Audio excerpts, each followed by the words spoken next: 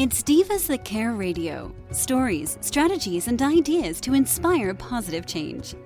Welcome to Divas That Care, a network of women committed to making our world a better place for everyone. This is a global movement for women, by women, engaged in a collaborative effort to create a better world for future generations. To find out more about the movement, visit divasthatcare.com after the show. Right now, though, stay tuned for another jolt of inspiration. Welcome, everyone, to the Divas That Care Network. I'm your host, Amy McKenzie. Today's show, The Wow of Women, features the remarkable journeys of women whose powerful and often extraordinary choices positively impact people's lives. I'm very excited to introduce our guest today, Andrea Malati, and she's calling in from New York. And she's got an amazing story. Let me tell you a little bit about Andrea first. She offers her what she calls positive ADHD parent support group. And she makes it free for people to join, just really giving away her experience in order to help people and help parents in particular who are raising children that are challenged by ADHD. Not only that, but she then, outside of sharing her story, provides strategies to help children overcome the stigma that is often attached to ADHD and mental health. And we all know the impact that that can have on a child. What a wonderful gift that you simply freely give to people as a result of your own experience. Andrea, thank you so much for joining us today. Welcome to the show. Thank you, Amy. Thank you for inviting me. I appreciate that. Well, you know, it's I was touched by your story and the fact that you are so selflessly generous. And I know it's as a result of what you've experienced yourself. So let's start there, if we can, and share with our listeners, you know, kind of what your story is, your background, and what your challenges have been around this. Sure. Well, I'm a mom, and I'm a single mom, actually. I have 2 kids. My daughter is almost 24. My son is almost 20. And my son was diagnosed when he was 6 with ADHD. And it was a long haul. And my daughter also suffers from anxiety and depression.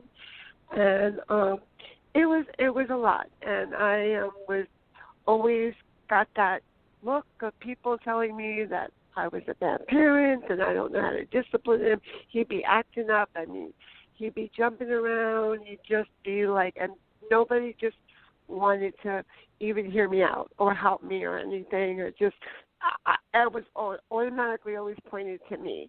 And it was a tough road. And one day I was actually introduced to somebody who was an ADHD coach. And it wasn't really until then when I kind of was talking to her, and she helped me.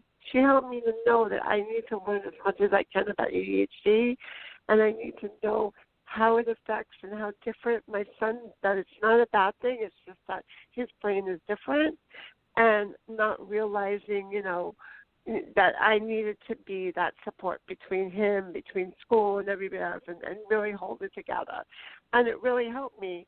But, you know, it was a big struggle, and I did a lot myself, and only recently, maybe 5 years ago, I recently found out, I went and I was diagnosed that I have ADHD, and I lived my whole life with unmanaged, unknowing ADHD.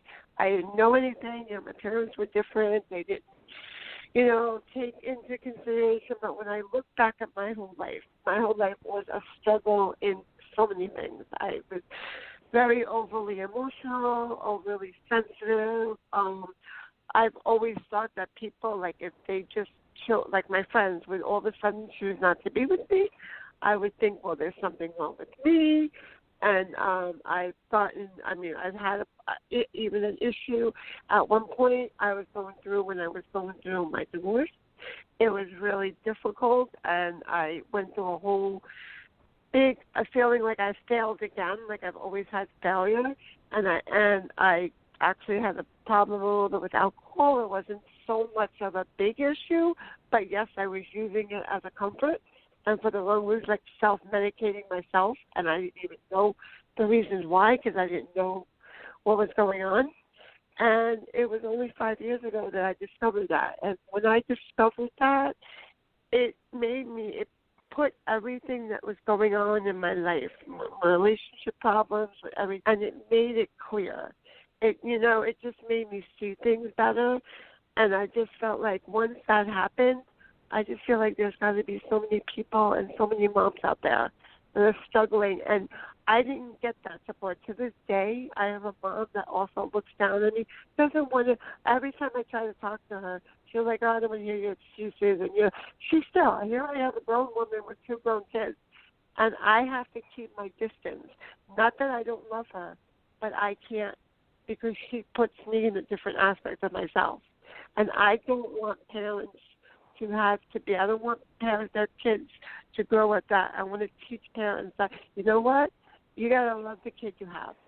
Not the kid you thought you were going to have, but you need to love and understand them. And, Yeah, I can imagine the struggle, the challenge. I think not knowing something except for the sense that I'm different, and then you start feeling like there's something wrong here, and suddenly your view of yourself is starting to match what people are telling you, even though it's entirely incorrect. And there's this sort of gnawing feeling of not knowing through that whole process. I mean, you think about it, if someone has a physical ailment and they don't know what it is, that's almost more stressful than if they just knew what was wrong with them and they could begin to deal with it. So all those years, you knew something had you feel off, at least as compared to other people. I can imagine that must have been incredibly challenging, Andrea. Mhm. Yes, it was, especially when you don't know. It really is, because you don't know why you're like this, and just having so many struggles with people and relationships, and when I look back at all even the relationships, like the girlfriend relationships I had, not realizing what it was, and now here I am, like how. But I don't look at it that way, like, oh my God, why did I find out like halfway through my life? I'm like 50 years old, and like, why did I find? But you know what? It doesn't matter when I found out. I found out, and you know what? That's it. That was one part of my life. It's a different part of my life now going forward. Good and for I you. Have to look at it wow. I had to look at it. It took me a lot of people wouldn't. Time to get that mentality. I'll bet. No, that's actually huge, because you to really literally have the presence of mind to separate yourself from your past is the only way that you could create yourself newly in the present. And I just really acknowledge you for that, because that's huge. And then, on top of everything else, not knowing what you're dealing with in yourself, you're trying to deal with someone else whose society is telling you there's something wrong with them. You don't realize it's the same thing that you've been going through yourself, because it looks different on every person, I'm sure. But, people with ADHD have a different style of learning. So you're not getting what you need education-wise, most likely. And so I would imagine, talk to us about some of the challenges of, having your son be in school, knowing that the people aren't getting him, because I'm sure he's gifted and he's got all kinds of things to offer. Everyone does. You just have to find out what they are and how to pull them out of someone, right? So what did you go through with that? It's just, what it was, we gotten through just seeing, I think, focus, you just said it with the gifted. Everybody has something. And you have to just kind of find out what they're good at and just see what, like video. Everybody, so many people, they think that the kids do these video games too much. But you know what? In essence, I'm not saying they need different things. But honestly, I see a difference. And from when my son was little to even now, when he would be like, it's not so much, I don't think ADHD, they say it's lack of focus and it's more like, because actually you tend to hyper-focus more. You focus on what's important. If you have no interest in something, then but if you have an interest, and it's something, I see my son, even from when he's in that video, he is so hyper-focused. I mean, it's his attention. And he likes it. Sometimes they just need to go off and just do something that's interesting in them. And I see him now. He's very bright. I mean, he's got a YouTube making videos to kind of like get good for people. him. And yeah, so I'm just, like I said, like everybody has something, and it's to find that thing that Yes. person's good at, because everybody has something. Okay, then they can hyper-focus. Right, okay, Exactly. so Sometimes hyper-focusing I imagine is that's good one thing. of your strategies. Yeah, I imagine that's Exactly. one of the strategies that you employ. Let's move into that chapter of the conversation, if you will. When someone, reaches out to you, and let's make sure, too, people know how to find you, by the way. How would someone, if I've got a child that I'm really challenged and I believe, or they have already been diagnosed, how do I find you, first of all? Well, I have a page on Facebook. It's called Positive ADHD Parenting.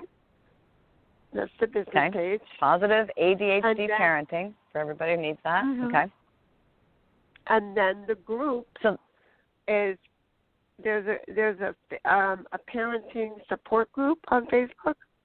Great. Called Positive ADHD Parent Support Group.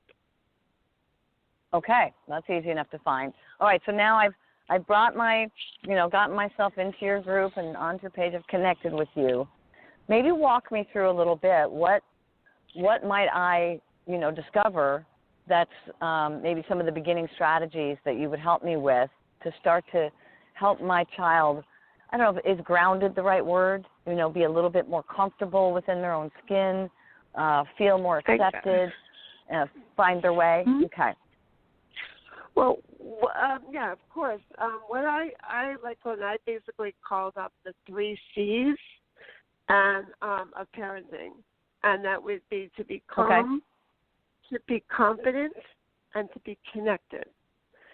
And calm is the first, because the first thing I always say is the calmness, and that goes also with a lot that I teach moms especially, is self-care, good self-care, because that's important. And I don't mean like manicures and pedicures, it's really taking that time to take good care, and that goes self-care, that goes into your nutrition.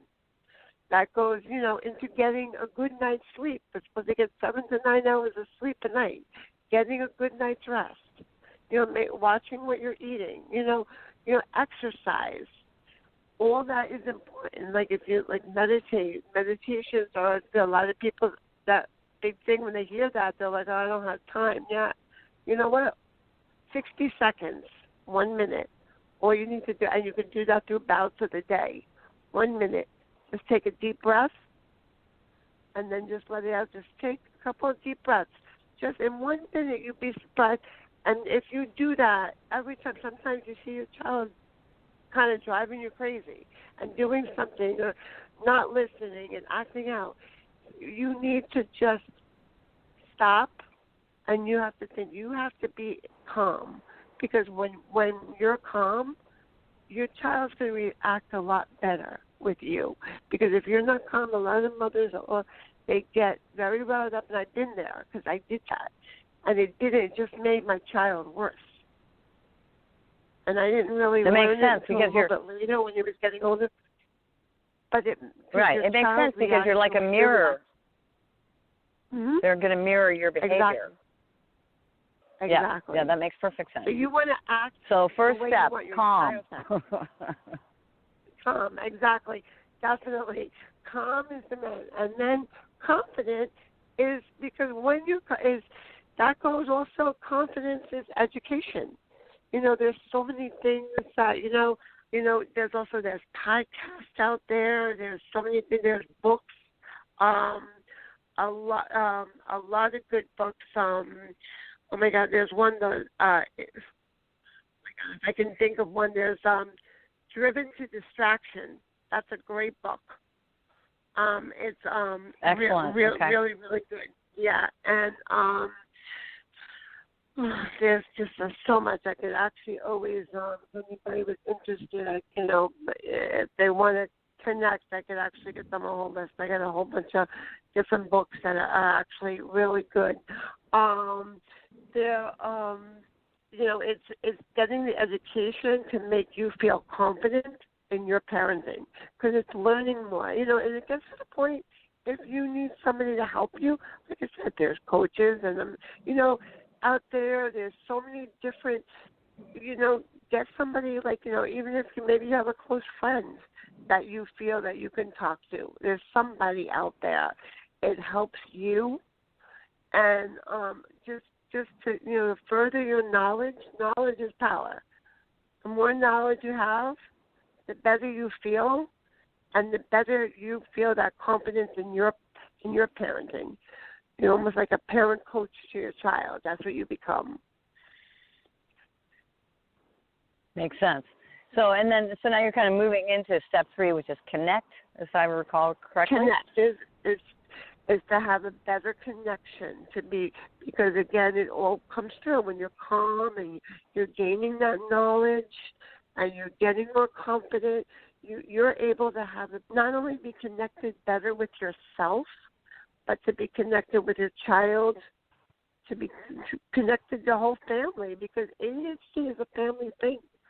And when you have this you're married or your spouse is, sometimes one parent sees it, one parent doesn't. That was my problem. My ex didn't see anything. He didn't want to know anything he was just, his son is bad, and you're not doing. You always put it on me, and a lot of that. So you need to, be able to be more connected as a family together. And, a lot of times when you're starting to feel that way, then the other spouse could come around a little bit.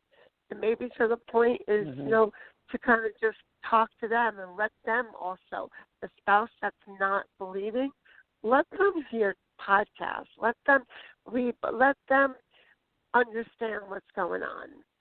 So you as a family could be more connected and more peaceful, and you have more peace and more harmony instead of chaos and craziness and, people yelling, everybody yelling because the kids start getting upset and parents start yelling and it gets crazy. Sure. So really, if you could share some of the education part of it, not only is it an activity the family's doing together, but people, I know when I read a book that I recognize one of my personal gaps, right? It brings it into the light, and I can really look at it and deal with it, and then make some choices maybe that are new, that are different, that take me in another direction. So that's a great bit of advice to maybe share that process a little bit. All right, let's move on now to, let's say, maybe I'm a newer mother, my child's younger. It's not clear yet because kids they're active and they're full of energy, and what are some of the things I might be looking for before necessarily it's really just dead obvious to go get a diagnosis? Because I would imagine the earlier, like in your case, the sooner you get a diagnosis, if that is in case of fact, the better you can support that child. So what are some things as a new mom that maybe they could look out for as like a little red flag to say, hey, you know what, your child might need some extra care here? Well, you know what, if they're seeing that they're just overly active, and not everybody is overly active, some of them don't, because there's different ways.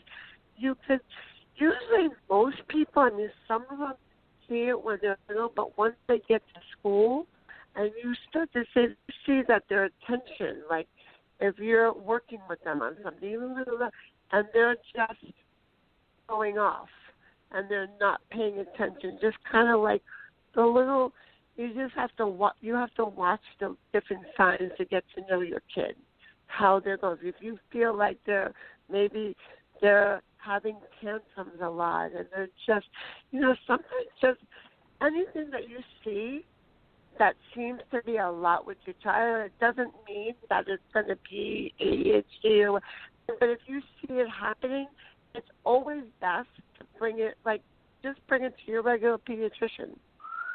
And then some pediatricians know about different things like that, and some of them don't. Like I actually did that with mine, and my pediatrician, he knew of it, but he wasn't an expert, and he said, listen, what we're going to do is he referred me to a pediatric neurologist. That was great. Okay. And we Great. went through the testing with my son there. So, there's different... So a pediatric neurologist. Okay. It's going to be more helpful for people. Yes, definitely. Okay. Definitely. Well, and it makes sense too. So, and I think a lot of times we assign a kid, especially in school. I think maybe teachers are underpaid. They have too many kids. They're trying to deal with stuff, and I'm sure in many cases it does seem perhaps like that child is misbehaving instead of actually just not hooked in to the focus that would capture their interest, and suddenly they would be terrific students because they're interested in what's in front of them. But if it's not of interest, I could see how they might get labeled. And once you're labeled as a bad kid, perhaps you start making actions that are definitely not positive, and you start living up to that label without even knowing that that's what you're doing. It's helpful to know. So watching how your child attention span runs when they're interested in something, if it's over the top, and if they're not interested in something, if they can't focus, would be one of the things you'd look for. Am I hearing you right? Exactly, yes. Just, knowing your child. Know your child. Right. And just, just kind of, know them and what they, it's like, and just, watch them and just always, always be involved as you can. Be involved with your child and, always let them know that you're there. Well, that makes sense, because if you're playing with your child on a regular basis, you're going to start to see, whatever idiosyncrasies are there. You're going to see what holds their attention or not, just through the act of playing with them. Whatever what they're interested in playing with you, right, begins to show kind of under the hood. Okay, well that makes perfect sense too. So just kind of as a wrap up here, then. One of your strategies is to first be on the overview. Let's make sure you're calm. When things start going haywire, just stop so that you're not actually just reflecting their behavior and causing it to increase, I should say. Get the education you need so you can build your confidence. And then connect, which could be through playtime. Also connect for yourself, I heard you say, with other people, whether it's a coach, a friend, a podcast. Connect, with people in your group, which is why you offered, I'm sure, so that you realize you're not the only one. You can compare stories. You can get some support, some help, and ideas. And that's a great starting point for somebody who's just trying to manage, with someone that they don't maybe even understand. If you don't have ADHD, it's difficult to understand the impact it has on you. Or if you have it and don't know it, because you don't realize it's happening. Yeah. Because, yes, exactly. And ADHD, yes, it is biological, and it is in the DNA.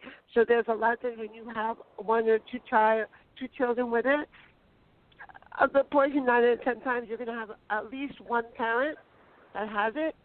And yes, when you have it yourself, especially some of the parents that the same with me, they've gone through and they didn't even know it.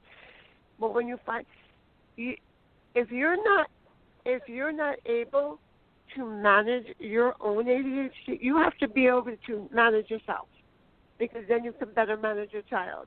And that like is, it's a given. That's what I said. It's like the oxygen mask on the airplane.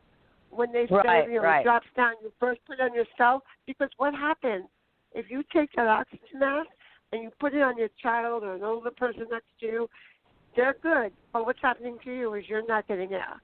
So how could you help that person? Whereas the same thing, if you're not, this is the same thing with your child. If you're not putting, you're not getting that air. It's the same thing. If you're not taking care of yourself, you're depleting yourself, so you can't help your child. Right. So what I'm hearing then, and then we'll, kind of have to wrap up the show, but I think I'm here. You're really teaching your child to manage themselves.